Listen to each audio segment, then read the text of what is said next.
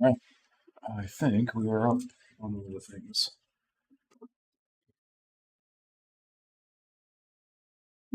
Has it switched over yet? Oh, Facebook has. It will in just a second. Yes. There's some delays. Yeah.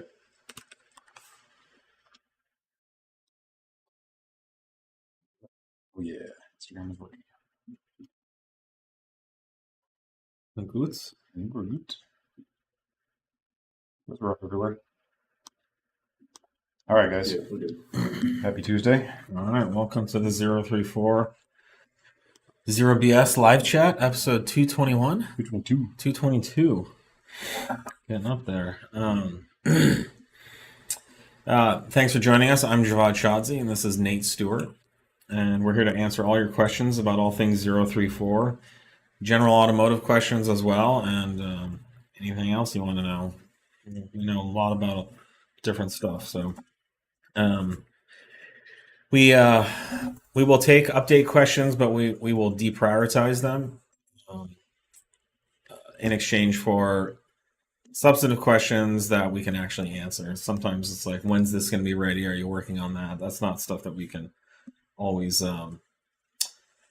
proactively and accurately answer. And we do take a very direct, zero BS approach to responding. It's not designed to hurt anyone's feelings. We just strongly believe that accurate information should be out there.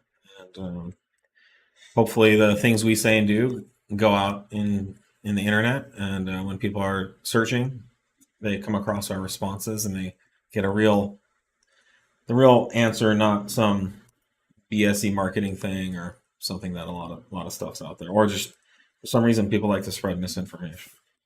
And yeah, oftentimes the answer is nuanced and not a discrete yes or no, like some people are looking for. All right, let's jump in.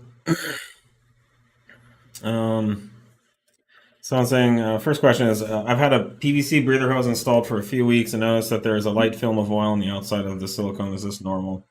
Yeah, this is normal. We've been selling silicone breather hoses for almost probably 15 plus years.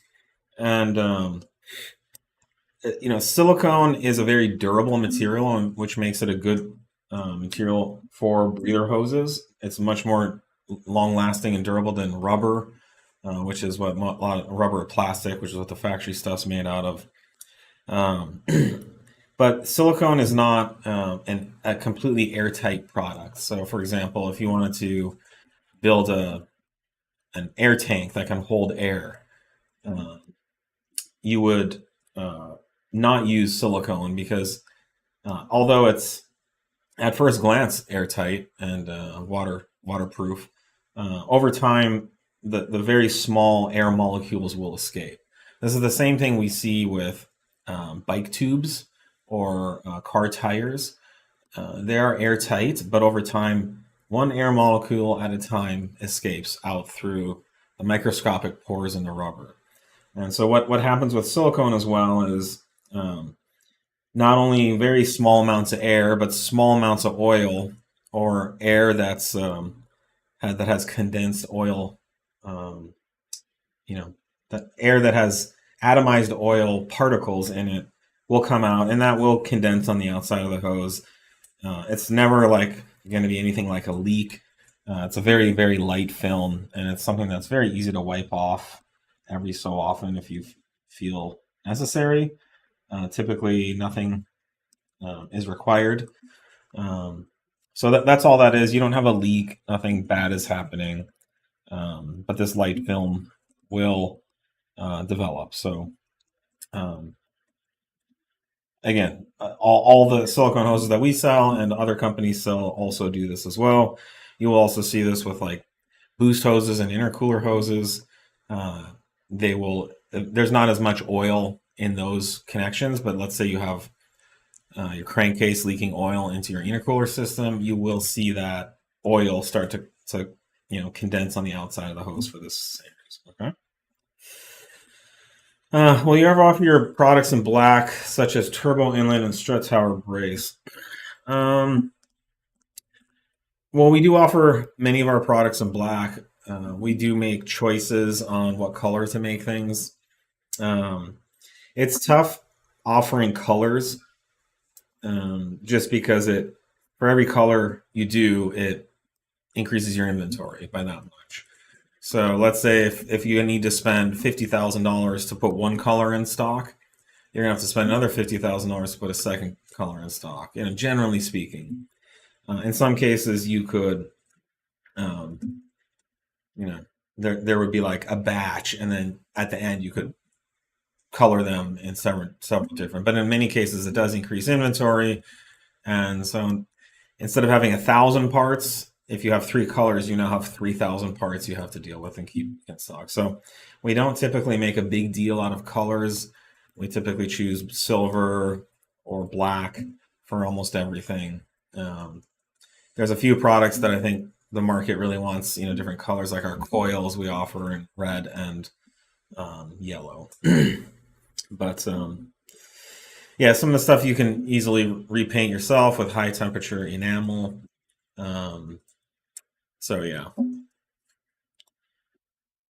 Will you guys ever make a carbon fiber ECU cover for a B9 SQ5? No one makes it, and it wouldn't match so well with all the other carbon bits under the hood.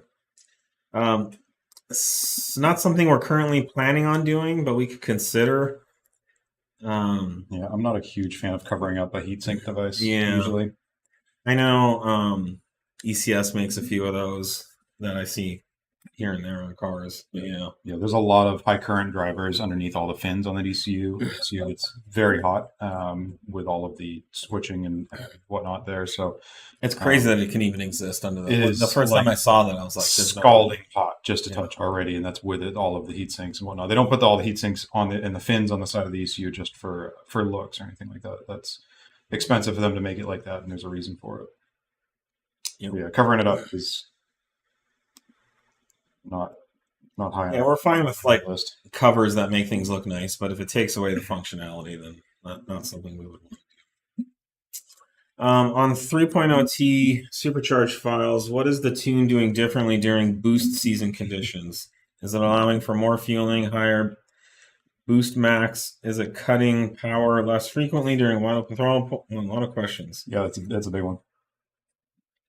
Let's just give a quick review on how the ECU works and how it deals with varying temperature and environment. So there's no boost season for an ECU. It's constantly going to be accounting for the air density.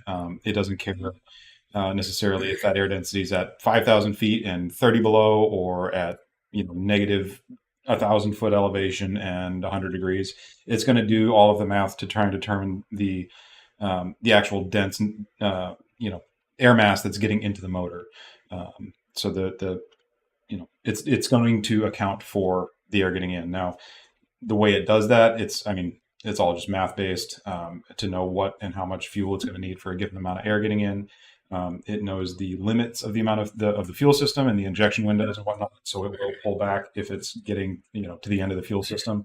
So it's a constantly moving target. There's no like switch in there that says, hey, it's boost weather, let's do this.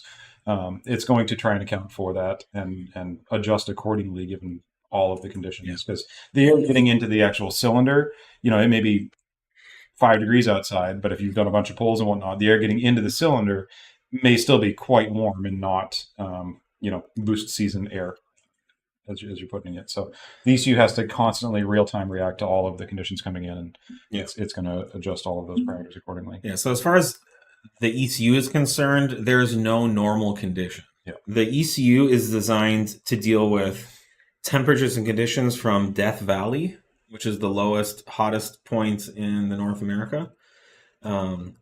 It's also probably designed and engineered to deal with the Red Sea Valley, which is the lowest point on Earth, all the way up to the Continental Divide in the U.S., the Alps, Swiss Alps in Europe, from minus 100 below degrees Fahrenheit to 150 degrees Fahrenheit, say in Saudi Arabia or India somewhere. So the ECU has this range or scope that it can work in. And new modern ECUs, there's virtually no condition they can't operate in. Now go back to like the 70s and 80s when I was a kid. In the 80s, it would get so cold where I lived in Minnesota that just cars just wouldn't run. It was too cold, right? The carburetor would just freeze up, and you would literally have to like either have your car in a garage or have a block heater for it to function. That no longer happens, you know. And when it's 80 below in Alaska, you can still start your car. Yeah, there's physical limits as long as you've got the right oil and all that in there. Yeah. It's not like sludged up to the earth. But yes, it is. The operating parameters are accounted for, and the engine is going to be fueled and managed as best as possible for all of the given conditions. But if there's any limits to how cold or hot it is, it's not because the ECU can't deal with it. So and then so the difference between the summer in the U.S. and winter in the U.S. it's a very small thing that the ECU just automatically adjusts to. And you were asking if there was like a higher boost max. It's actually the opposite. So the denser the air will generally lower that boost cap or that boost requirement to make a given amount of torque. These ECUs are ultimately trying to hit a target amount of power for a given condition. So to do that in colder weather, it actually makes less boost to do that. So so your overall fuel demand is going to be about the same. Example of that is if you wanted to eat some sugar, you would eat a lot more cotton candy than you would sugar cubes, because sugar cubes are dense and cotton candy is big and fluffy. So when it's hot out, the air particles are more excited and air is less dense. When it's cold, everything, all the way to absolute zero theoretically, where everything would stop. All the molecules would stop moving. Okay. I live in Jamaica, very hot. Would you recommend your MQB intercooler for my S3, or would a barn plate be more suited? I would definitely recommend our intercooler. The difference between, so as long as your car is on the road and driving and moving, a tube and fin intercooler is going to be lighter and very efficient and quick reacting. If you were doing more drag racing or dyno work, where you need an intercooler with a lot of thermal capacity, then that's when a bar and plate would have an advantage, because despite having poor airflow, there's so much aluminum there that it can absorb that heat and hold it, as opposed to a tube and fin, which has less material in it, so it doesn't have as much capacity, but as long as the car is moving and you have air flowing through it, it's shedding that heat right to the air very quickly and efficiently. So in general, if your car is driving and moving, a tube and fin is going to be the way to go. And that's why you see virtually every factory intercooler is a tube and fin. But I think, back when we used to do like dyno competitions and stuff, I would put the biggest, thickest, heaviest bar and plate intercooler on there. Like one of our intercoolers weighed almost 100 pounds, and that thing could just soak up so much heat. You'd have a dyno fan blowing on it.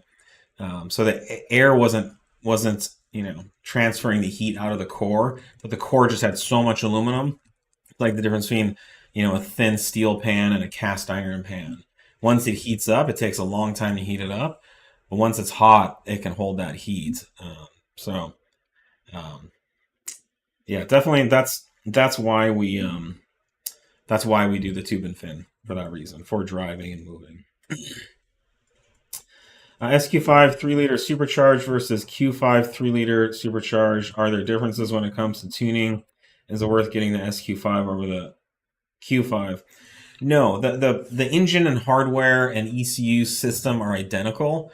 From the factory, the SQ5 comes with a different calibration that allows it to make more power than the Q5. Once you do a tune like ours, we write over all of that, and you get the same power and performance from the same exact hardware that the SQ5 has. So if you want to get an SQ5, it would be something, about the interior, the trim, the suspension that it comes with. I think it comes bigger brakes. Yeah, there's all the other trim. It's a more performance-oriented chassis, but honestly, once you dig into our catalog, there's not much you're not going to be able to do. And those parts are all transferable too. So if you have a Q5 and you don't want to get rid of it, there's nothing stopping you from just surpassing the SQ5 spec with aftermarket modifications. Is it possible to increase power on pump fuel like 93 with TTE810 on stock engine with future 034 mods? I'm not sure what this is asking exactly. Yeah, I mean, there's a lot of compromises and choices that have to go into any of these calibrations. So I'm not. I don't think we're in a position to say we're going to be shooting for even bigger numbers on 93. If we dig in there and decide to alter some stuff, maybe, but it's not in the plans right now to go try and push more on 93 right now. Mm-hmm. Yeah, with the E85 tuning available, it's just I think they're also asking, will we be offering future products that will help them make more power on 93? 100%, yes. Definitely possible, yes. And obviously, this is all assuming you have our intake, a good intercooler on the car, and the supporting mods. For B8 3.0T, have you guys leaned towards the MPI or bigger DI? MPI right now is a known solution. We're still looking into both. We're still looking into both. Ideally, in the best case world, a full DI system is still the best solution out there. Yeah, but it's clear that the market does want an MPI solution, and so we will be offering an MPI solution with the hardware and a controller, and they can be bought together or separately. Yep. Someone was messaging me this weekend about the Cymex controller and stuff too. So. Can you guys add if a product is actually in stock or not on the website? Have had a number of customers cancel their order through you guys because they thought it would be here in time for installation. Yeah, so we do. It doesn't necessarily say on the product page, but when you add it to the cart and you go to checkout, if it's out of stock, it will tell you at that point in the checkout process. If there's no note or anything, then it does mean it is in stock. In some cases, it means we have the parts here to make it, but it's not assembled or finished packaging yet. So that could add a several day delay. Yeah, and if this is a dealer, you can always just send us an email before placing an order, just to confirm that something's in stock. We also do have for dealers a live inventory and data worksheet that you can have access to that we are constantly sending the link out for. So you can see what we have in stock before you place an order. How are new tune updates sent to the end user? Do they come via email or push notification from the app? Via email at this time. Email, yeah. Yep. Mm-hmm. B9 S5, how can I get better gas mileage on comfort mode? I used to get 28 on the highway before stage 1, and I barely get 20 now. There's no reason you should get any less other than driving style and mode.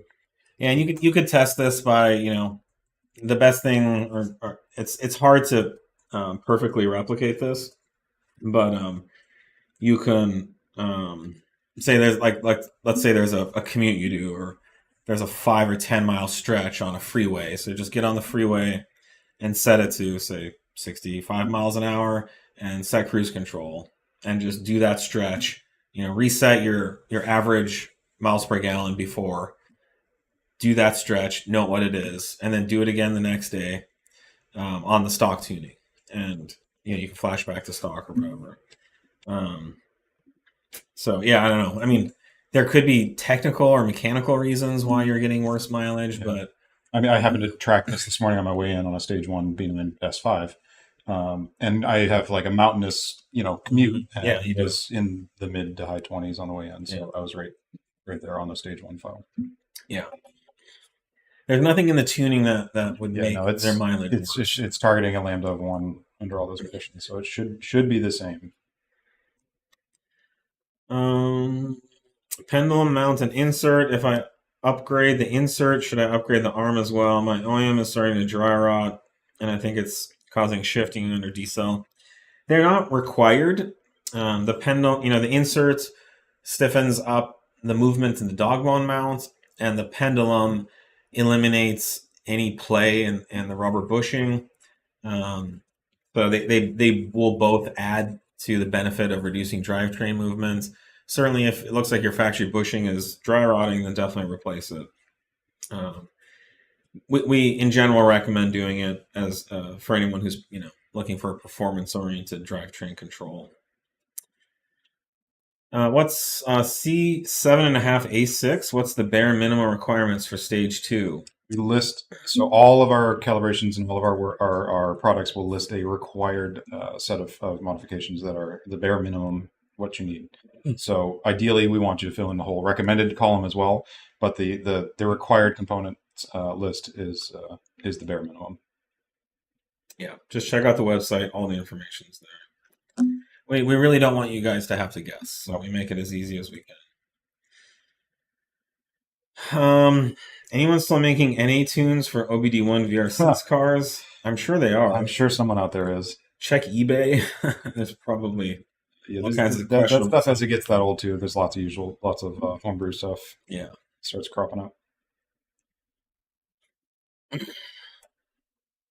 Can you increase the launch torque for S4 B9 TTE810 on 93 file? Last time you said you would look into it.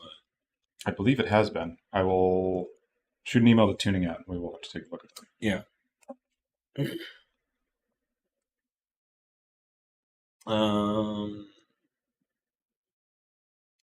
From Arnon. Hello, gents. Happy New Year. Happy New Year, Arnon. Any insight, opinions you can provide on building the 2.9 TT engine? We've obviously we're obviously at the limits of the stock internals, fueling, and the TT720s. Do you foresee a well-supported future for 1,000 horsepower? Building the motor is costly investment. Some reassurance on a more capable turbo solution. Tuning would be great. Would both of you build it or hold? Thanks in advance. Well, yes. Yes to all those things. We are planning on continuing to support the 2.9 twin turbo. We personally love that platform. We think it's a great motor. It's a great car, and there's a lot more potential in that. I mean, as far as building the motor, just look to our current engine, package with rods, pistons, head studs, etc. That's all you'll need. It's a good idea to do it now, even at stage 3 720 levels, because we do see the occasional piston failure, factory piston failure. It is a costly investment, but if you want 1,000 horsepower, that's the price of entry. There's just not a lot of stock bolt-on 1,000. Yeah, we're getting out of the simple application stuff here, in the quick and easy power adders. I think 1,000's probably a good practical upper limit, other than like custom builds. The problem is as you make more power, the effort to support it is exponential. Yeah, your care and feeding it's going to be dramatically changed from anything like a factory car. Yeah, so people get kind of spoiled thinking, oh, I can go from 350 to 600, and that was pretty easy, and it's still really reliable. And there's a lot of relatively low cost upgrade potential in that region. But once you max out the factory block, which, as you say, we have, now you need a built motor, so that's expensive. And then as you increase horsepower and torque, things like transmissions, axles, every drivetrain component needs to be upgraded. Thankfully, we have most of everything for that, but and axles aren't that hard to do. But then then you have the rear diff starts blowing up. Yeah, your fusible link just you're going to be chasing those links. So like in the B5 world, eventually people started putting different diffs from like a Skyline in the back of the car. 4 9 inches and Ford diffs and things, because it's it just gets really expensive and difficult as you go up. So it is truly an exponential effort. So just because you're at 1,000 doesn't mean it's just 1,200, just a couple more. It's not. Yeah. It's a lot more. Yeah. It could be the entire cost and effort to get to 1,000 might have to be replicated again just to get to 1,200 or 1,300 horsepower. Yep.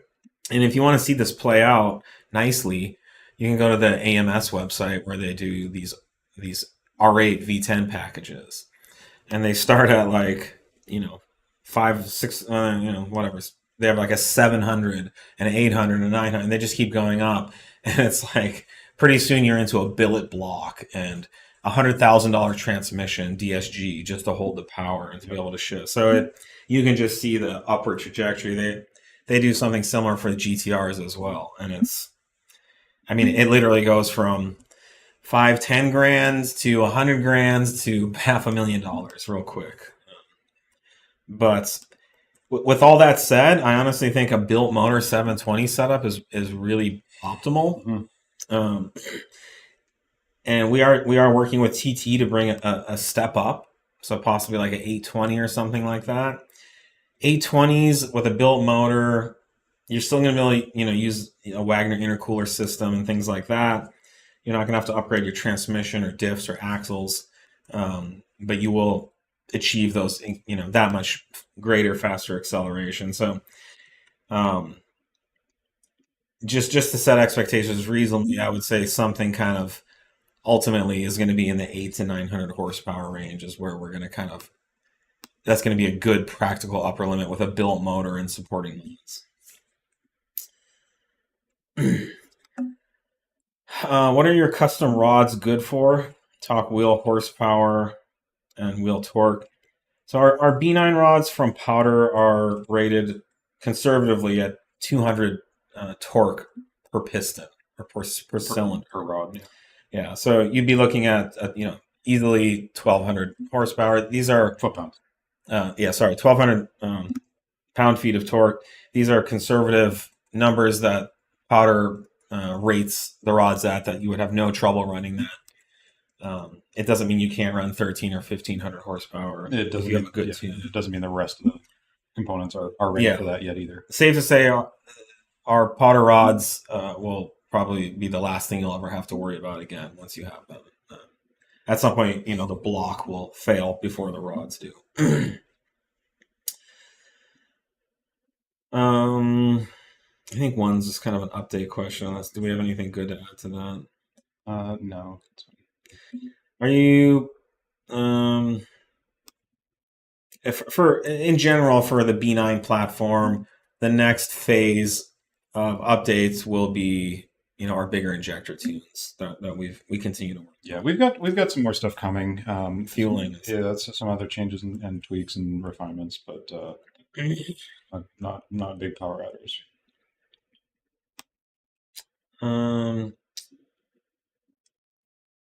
I have a Mk8 GTI full torque stage 1 with no TCU tune, and for whatever reason, my launch control program is disabled. There's nothing in there that we do anyway that will disable launch control. Lots of people are using it. I would check and see if you've got any other fault codes in the ECU or TCU for some other potentially unrelated reason that can hang it up. Most of these newer cars, anytime you've got a fault code, it could be something as simple like your exhaust flaps or something like that. That can hold up the launch control system from engaging. Mm-hmm. It is. These are a little bit of a pain to get to activate properly. So make sure we'll be happy to talk you through it. There's lots of guides out there, but you got to be in the right traction mode. You got or traction disabled mode, and the right transmission mode. I've struggled with everything's. Everything's going to be up to temperature and all that. So I thought it was maybe disabled, and I just wasn't pushing down on the brake hard enough. You got to really push down. Brake pressure threshold. That's a good point. Need to shout out to Nick and Sean for the great job they do answering questions, being super helpful on Facebook. Free lunch for them. Good job, Sean. I cannot agree with you more. Sean and Nick and the marketing team in general are amazing. I'm very proud of them because they engage the market in a way that is professional and sane and respectful, but also not being dickless pushovers, which I personally hate. It's a nasty world out there on Facebook and social media, and so there's a lot of blatantly false information, blatantly factually wrong things that are said about us, accusations from our competitors. So we have to navigate all that and not kowtow to that, but to stick up for ourselves, but in a way that's professional and respectful, and they do a great job of that, and that makes me feel very proud at the way they're representing the company. So I think you're right. Free lunch for marketing. Yo. Pizza party, not pizza. Not a pizza party. No, Maybe sandwiches or like pizza in the shape of sandwiches. That'd be better. It's called a calzone. Yeah, calzone party. Those are still okay, right? I don't know. I don't want to get canceled. It's Tuesday, so I don't know what's in or out. But no executive orders canceling those yet. 25% more expensive. We will have an update to support tuning off stop start feature on 034 B9 B9.5 3.0 T. Currently doesn't work on my 2019 Q8. It depends on the model. Some of these they go through for whatever reason and change the supported options and what memory modes can and can't be stored and the way they're stored. So yeah, there are some hits and misses there. We obviously try and cover everything. We're still working on getting full coverage on the platforms to see if that's something we can realistically easily tie in. But a lot of it is just the OEM strategy and or the flat out capability can change from model year to model year and even mid model year, depending on what software is on the ECU. So we are working on it. I don't have a clean ETA because it's I'm not going to say it's the highest priority, but it is something we know about and we're working on. There's always a question. In general, if you have a question about your tune, you need to email tuning@034motorsport.com. Yep. We'll be happy to try to address it here. Yeah. This isn't really the right format. This isn't where we do tech support for customers. You can get much better support by going through tuning. We just don't have any information. We don't have the logs. We don't even know who you are, what tune you bought. Yep. So someone here is asking why they haven't received an update for a tune. So this one, is that this one here? Yes. So that's so B9.5. The TCU update for that is coming very soon. We are working on that. The reason that there hasn't been an update is it is a completely different controller. Again, this is what I was just referring to. All of the map layouts, the structure, the software, what we are changing in the calibrations to get the effect we're looking for has a completely different strategy than the older TCU for reasons beyond anyone's job security or I don't know what, but they will go in and wholesale change software architecture on some of these controllers, and it just means the entire process we've done once, we've got to then do it completely again on this next platform, even though it's essentially the exact same car and transmission and everything else to the end user. And this could be the best typo I've read in a while. Oh yeah, what do you got? What O2 sensors should I get for my B9 S5 with careless downpipe? Yeah. Just went stage 2 and I'm getting a check engine light for O2. You should get legit. We need to start a brand called Careless Downpipe for our racing. Careless DP, so that's even better. The OEM replacement. Don't go cheap aftermarket on stuff like that.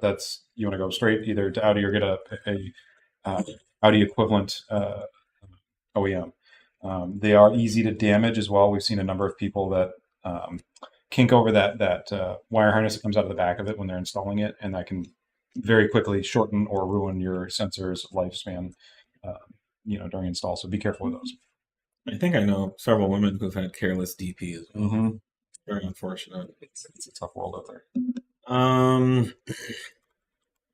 Pulley ratios. Do we have anything new to add to the one video that has like 50,000 views? Can you talk about the difference between the varying pulley ratios? I mean, it's math, so you can kind of pick your end result and tune level, and you can get there with varying pulley combinations. So you take your lower ratio and divide it by your lower diameter divided by your upper, and that's your ratio. So. Do we call that out in the different stages? We have. Because that's a good point. I don't know. I don't know how well it's described. Like it would be good if we said this stage is good for. Yeah, because those stages were kind of described, and when there was a pulley ratio that people were running. So yeah, we'll need to add that. So in general, stage 1 is stock, no pulley, stock pulleys. Stage 2 would be either our upper pulley or like a 170 lower, 179 lower, and then stage 2 plus would be both. Yep. Right. Yep. So you can look at our website. The way this all started, the 179 was the same ratio as just doing the upper, so you could do either one, and then the dual, basically you add those together. So when Nate's, and I don't know, some people are more familiar with pulley ratios than others, but what Nate's referring to is, ultimately our 179 lower and our upper pulley create a certain ratio. But you can also get that ratio by doing a 190 lower only and keeping the stock one, or a 207 for the 2 plus. So at the end of the day, all that matters is the pulley ratio, not which pulley you have where. But what ratio you're running does matter based on what tune you have. We do have another video that we spent 10 minutes talking. Poll the other day where it was like, who's had a problem with their high torque tune, and the percentage of people that had problems, which was low, was basically the same for every tuner, and I think ours was even the lowest. Low was basically the same for every tuner, and I think ours was even the lowest. I think we're having some internet issues, so I apologize if we're coming away from here. It's telling me it's reconnecting all the time here. So yeah, I don't want to say anything if it's. Yeah, I know. That's what I was just like. Oh boy, we're getting into a good topic. The streams are still. Yeah, the streams are good. I'm getting notifications that it's reconnecting. Let me just book it. Yeah, the Google. Let's just wait and see. I'm not sure which one it was, but it looks like Instagram was having a hard time. Yeah, so we're getting disconnected. Oh boy. Only we could get an internet. You'd think we don't need to move to a civilized area, I guess. Mm-hmm. Yeah, Facebook's. Maybe it's just Facebook. My Google Docs. Oh, we're getting multiple dropouts here. Okay. No, I honestly don't know. All right, I think we are up now. Mm-hmm. All right, guys. Sorry for all of my streams say they're uploading now. So, all right. Okay.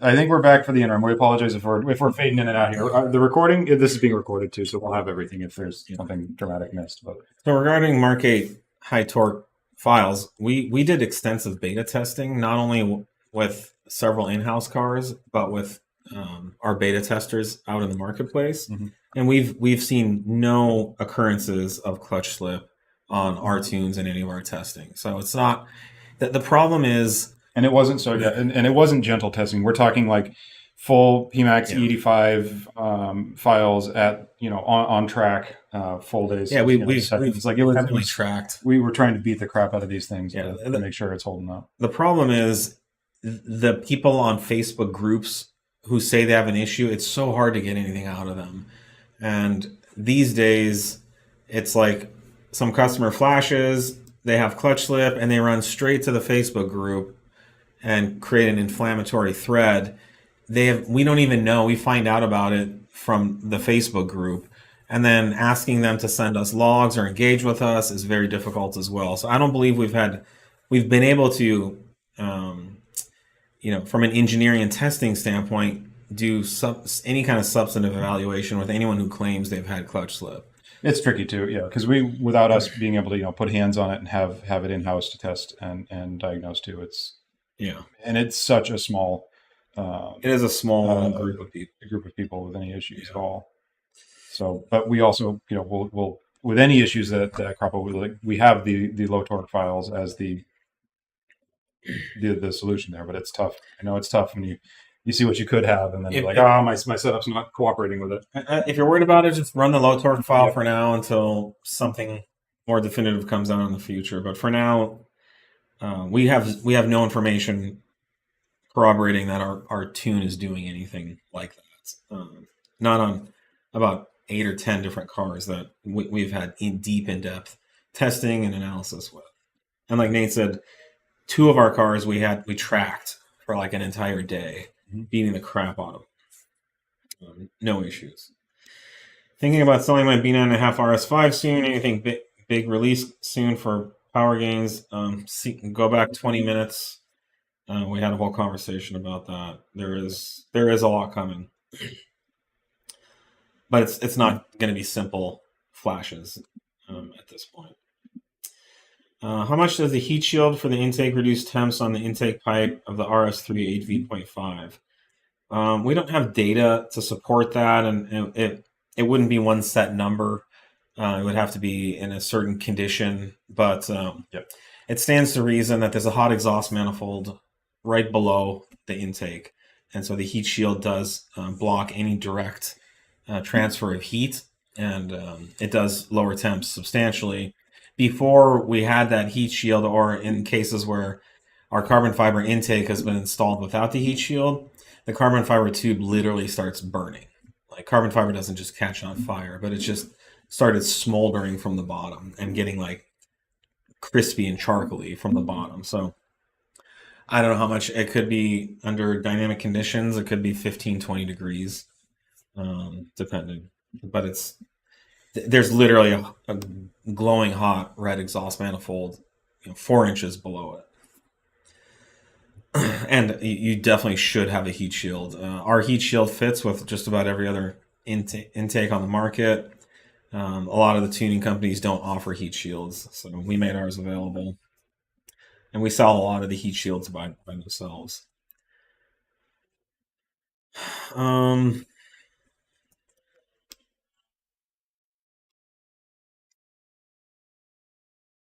Any let's see, high priority questions? What's the difference between the sport motor mounts versus stock?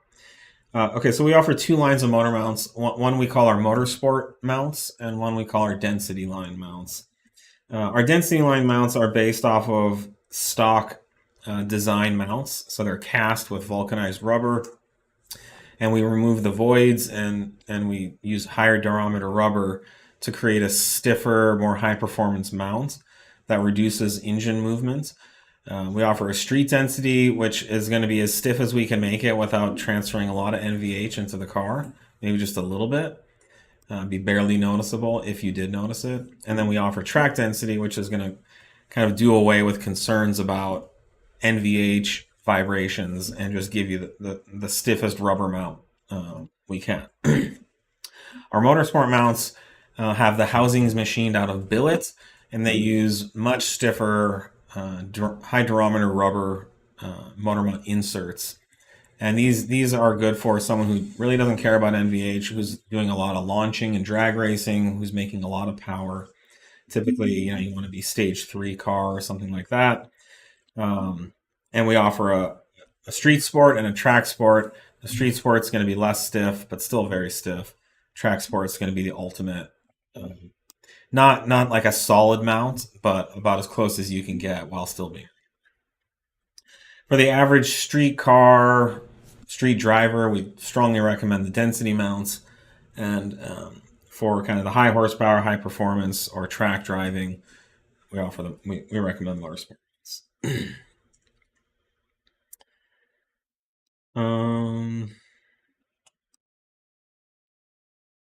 Would running 2+ without a heat exchanger hurt my car?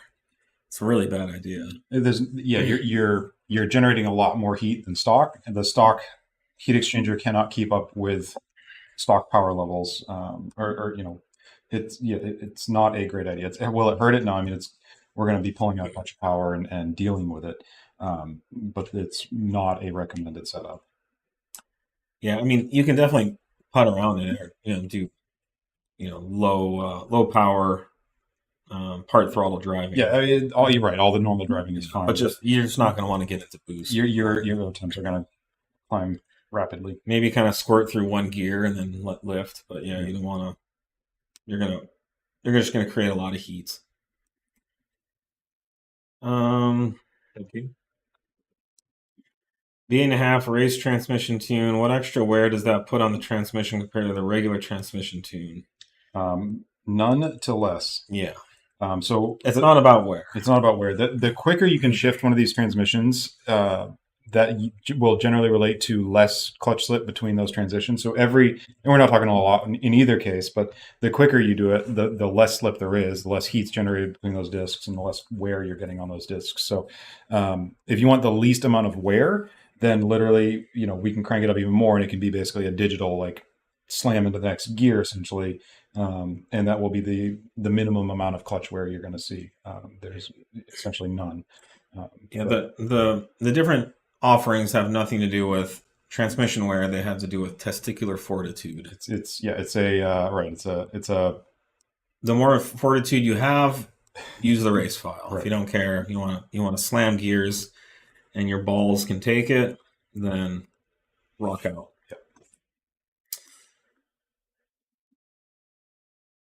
I recently tuned my Mk8 on 91 and I'm loving it. I want to try the E85 file. Is there anything I need to do before I pump E into my car besides emptying the tank? I mean, that's there's no required. That's the gist of it. Is we want you. We strongly recommend getting a gauge on there. So like a fuel it or something like that, so you know where your ethanol content is at the given time, just to be sure you're in the range and you don't have some low content pump that you're pumping in. You've got some 91 or whatever kicking around. It's just a good idea to know where you're at all times with those. Any reason I'm having aggressive misfires in boost after running a trueflex tune from IE? We can't answer that. Definitely reach out to them and see if you can get support from them. If you flash to our tune and it goes away, great. If it's still there, then we would be happy to work with you through our support.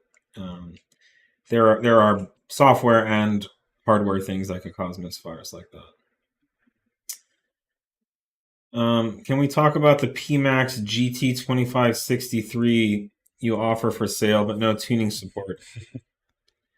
That's the S3? That's the S3. Golf R. Well, we're working on it. We haven't finalized the tune yet, but we it's on our car. It was actually part of that. We were using that during the locked TCU testing stuff we were talking about at Laguna. So I spent a lot of time driving it. It's a riot. It's a proper fast car. So yeah. We will release it at some point, and it's a great option.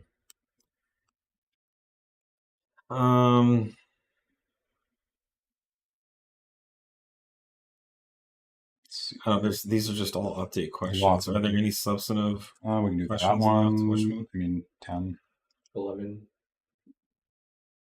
C7.5 A6 test pipe file. Can O2 spacers cause the engine to run rich or lean? There's no reason you should run those. It's what it can do. It's going to delay or falsify the reading. It can get weird with spacers, so you can end up with a basically a stagnant amount of gas in there that may have nothing to do with the actual gas flowing past it. So yeah, this is sort of like wearing a condom when birth control is involved. There's just no reason. So you don't need O2 spacers. No, there's assuming you're in a good relationship. Yeah. You're not with someone who's having sex with lots of other people that you know of. But no, there's no reason to run spacers just because it's a racing file. Yep. But yes, it will muck with the readings in an uncontrollable way, and it'll change based on the amount of gas passing past the spacer and then what spacer you use. So, yeah. There's no one answer for that, but other than it's not what we or anyone should be doing. 14. On a stage 1 SQ5, does a stage 2 transmission upgrade make a big difference? Absolutely. That is I think a lot of people will back this up in saying that it is as transformative as the stage 1 tune itself in how the vehicle drives, feels, performs, all that. So it's actually a very substantial change on those. Yeah, definitely recommended. Is it worth it to upgrade to a stage 2 TCU tune with a locked TCU on a 23 Golf R? Will it make much of a difference to the current tune I have from you guys? No, there is no TCU tune if you're on a locked transmission. So no, do not. Yeah, the pusher is being accounted for in the ECU. You can't flash the TCU, so there's nothing that it's going to do for you. Yeah. Did you see this week someone said that we both look like we hate our jobs? I did. Yeah. Oh man. I didn't know.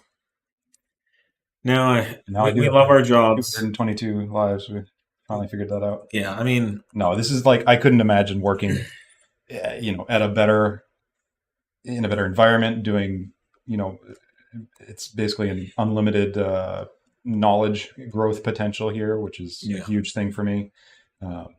So no, the furthest thing from the truth. I mean, I'm not Regis Philburn. Nate's not right. We're not personalities, or we're not social media personalities. We're here to help make your car go faster. We're not here to be like, That's just not what this is about. Yeah. So if you want direct, clear, accurate responses to your questions, that's why we're here. We're not here to be like dynamic social media, camera guy behind the camera or anything like that. If you want like factual answers from nerds, then you're in the right place. Yeah. and it is uncomfortable, you know, this is now our 221st hour of, you know, 222nd hour of, you know, being here and being asked questions, you know, spontaneously having to respond. So sometimes maybe we don't seem super energetic, but we do love our jobs. There's no script here, so a lot of this is off the cuff, and we're trying to formulate all of this in a digestible way, real time. So yeah, it's not the most natural, engaging and exciting process potentially. Well, let's put it this way: if we hated our jobs, we definitely wouldn't come on camera here every week, putting ourselves, in this position. So no, we do love our jobs, and that's why we're here to talk about it, and we can say all this stuff off the top of our heads because we love it and we're very engaged, and we're here to make the best products that we can for you guys to run. Any other questions we should jump on in the last few minutes? Is there anything you should upgrade a B9.5 to first before getting a stage 1 tune? I think your experience this week would say no. No, I mean the stage 1 tune is fantastic as the car comes. Yeah. We just got an S5, B9 S5, and just threw our stage 1 flag added to our development fleet. But no, they work fantastic. There's obviously the recommended stuff, which just takes it and really dialed it into the the 034 Dynamic Plus experience, or it's what we envision the cars should have been. From an enthusiast standpoint, where everything's a little tighter, everything's a little more responsive, everything's much more surgical in how it's putting the power down from both acceleration, but also cornering, braking, all of it. So there's a lot you can do, but not a lot you need to do to go stage 1. Yeah, at minimum, your car just needs to be in good operating condition. Maintenance, of course. Yeah. I keep seeing people ask about update questions for the fueling 3.0T upgrades with full E85. This is for supercharged. Yep. Is it even worth going full E85 versus E40? What type of gains can be expected? The off-the-shelf E40 tune is great as is. Yep. This is a good point. It's a very good point, and this is why we've it hasn't been a huge burning thing, but there is not a lot of gains on the table. It's pretty minimal for going full E85 because E40 is already very. E40 is very good for the amount of boost we're making, for the amount of load and cylinder pressures and whatnot. E40 is a very viable and very good fuel, as is shown. The additional fueling, yes, it is a little bit better. You get a little more octane, you get a little more cylinder cooling. So there are benefits. They go to like E60. To go, way north of E60 areas. By the time you get to 85, it's not just minimal. Yeah. One of the big things is you get you get a live gauge for one, so it kind of fills in for that, so you know how much. What your content is, but it also gives you a full flex fuel interface as well at that point. So you can, if your fuel's varying a little bit, or you're driving somewhere and you need to, pump straight gas in, that's being accounted for in this implementation that we've done. So in my view, that's one of the bigger wins, is you get not only like all the fueling you can need, but you're also accounting for and know exactly what the content is at all times. Yeah. Jump on this one real quick. Have you guys seen differences in performance with the PCV delete on VW TSI EA888.1 motors? If so, what have you found? So this is like Mark 6 era 2 liters. At that time, we deleted the factory one because it was failure prone. Yeah, the little rubber flaps inside. Yeah, they constantly fail. In our service department, we would see cars coming in with running issues, and sure enough, that was a failure point. So by eliminating it and using our PCV plate, you still get all the correct block functions, but without the failure prone aspect, because it's just a piece of, essentially pieces of aluminum attached together. And it would force oil out of the rear main seal and things like that. So not good. One more we should jump on. Well, this one kind of ties into what I just mentioned about the B8, number 8 now. Once Flex releases for Mark 8s, could we see the ethanol gauge being implemented in the 034 SPI? Yep. Once it's there, any of the Flex fuel implementations, you see it on the, it's a variable we can then show on the gauge. Because the sensor will be installed. Yep, we're getting feedback from it. So the data will be available. If the data is in the ECU, we can show it on the gauge. Um, I'm gonna do update number 1 as a closing. I don't have anything to add to that. I don't know if you do, Nate. Mm-mm. Yeah. Not that one. No, this one on the bottom. Oh. Oh, are you talking? Oh, you're Yeah. on the. Oh, Under- yes. ETA on Super Duper RS5 intake shipping. They should be going out starting today. Nice. We did. We got all the rest of the parts in last week and finished the manufacturing of those, and we did some additional testing on a beta car. Everything's looking good. So there's just final packaging and assembly going on now. And if you have ordered one of those, you will definitely see a tracking number this week. But they will start going out today and every day, for the rest of the week. We have a substantial number of back orders. So thank you guys for the support on that. It's been a very successful product right off the bat. We just wanted to spend some extra time to make sure it was good, and it's very tightly packaged. You're not going to be able to fit more airflow into this engine compartment than we are with the Super Duper Inlet.